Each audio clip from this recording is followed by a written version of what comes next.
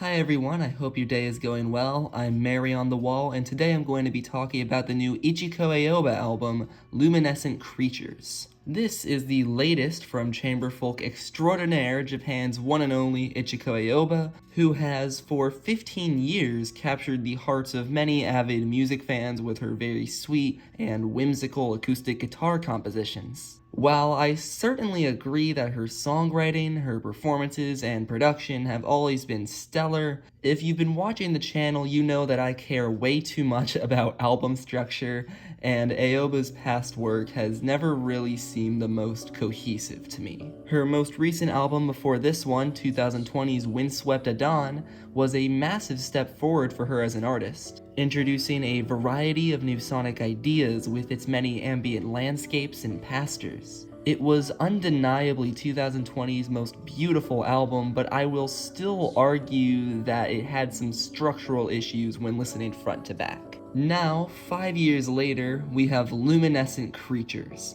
essentially a continuation of many of the ideas that Windswept at Dawn put in place.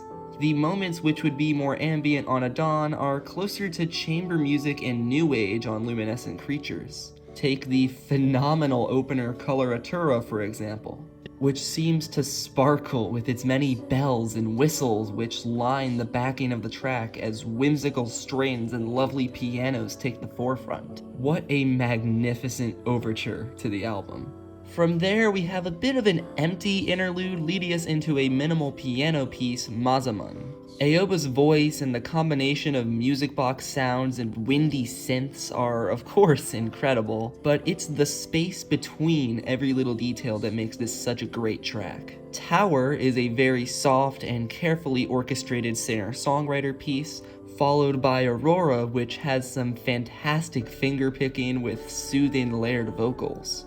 To be quite honest, Flag is probably my least favorite moment on the album. It's very minimal, which I've praised other tracks for, but it goes on for a bit too long and doesn't conclude in a manner I find satisfying enough to be worthy of its length. Another kinda needless interlude comes after that, and thankfully, Luciférine, or Luciférine, I don't really know how to pronounce this one, Luciférine picks up the pace in bucket loads. Easily an album highlight for me, the string arrangements are so magnificent and pair with Aoba's angelic harmonizations perfectly. The way this track builds and somehow gets more and more stunning as it progresses is really beyond description.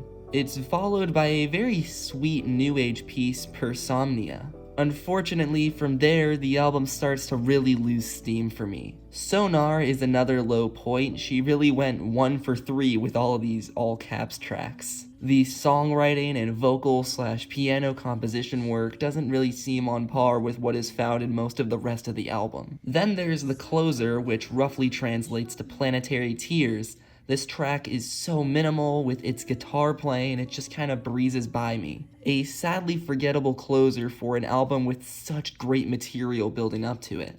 Luminescent Creatures is, at this point, really the perfect Ichiko Aoba album in my eyes. It takes the sweet singer-songwriter elements which she built up for years alongside the newer, more grand instrumental pastures she's toyed with more recently, and blends them in what is pretty close to the most cohesive way possible. This is by far the best structured Ichiko Aoba album to date, with a few minor exceptions.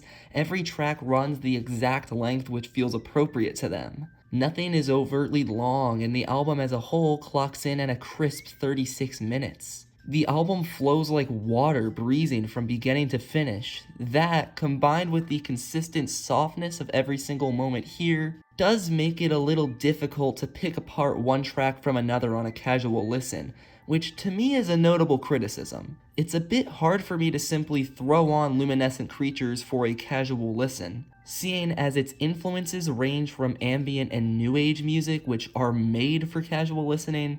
That does quite frustrate me. I won't hold too much against it for that, because on a more critical listen, I can absolutely admire each and every track here. Hell, I just did earlier in this review. Despite a few nitpicks that have more to do with how I listen to music than the album itself, I really have been enjoying Luminescent Creatures. If you're more of a casual fan of Aoba with minor gripes about her album structure like myself, trust me when I say, this is the one. This is my favorite work of hers yet. And if you're a big fan of Aoba's work, I mean, come on, you've already heard the album at this point. I absolutely recommend Ichiko Aoba's Luminescent Creatures, and that is all.